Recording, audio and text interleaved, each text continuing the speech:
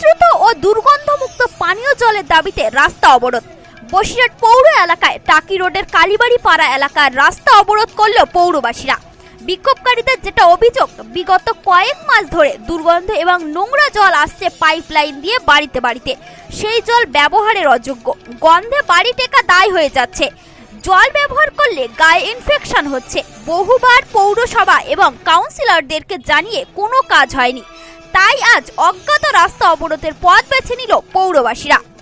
রাস্তা অবরোধের মূল কারণ হচ্ছে বিগত 1 থেকে 1.5 মাস ধরে, প্রায় তারও বেশি ধরে এখানে পারিবারিক যে পৌরসভা কর্তৃক যে পানীয় জল দেওয়া হচ্ছে তা অতিরিক্ত দুর্গন্ধযুক্ত, চিংড়ি মাছের গন্ধযুক্ত, সেটাও একদম ব্যবহারযোগ্য নয়।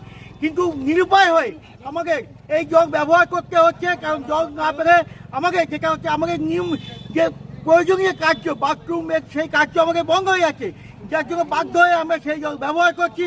এবং সেই জল ব্যবহার করার ফলে আমাদের বাচ্চারা শারীরিক অসুস্থতা হয়ে পড়ছে, বাচ্চাদের স্কিন ইনফেকশন হচ্ছে এবং নানা রকম রোগে। এখন ভোলা মহেশ্বর এন্টারপ্রাইজ আপনার কাছে সমস্ত ধরনের বিশুদ্ধ পানীয় জলের ফিল্টার সুলভ মূল্যে বিক্রয় করা হয়। রোগের শিকার হচ্ছি, যার জন্য বাধ্য হয়ে পৌর প্রশাসনকে বিভিন্ন জায়গায় আমরা বলা সত্ত্বেও এই প্রতিকার কোনো হয়নি। যার জন্য আজকে আমরা বাধ্য হয়ে রাস্তায় নেমেছি।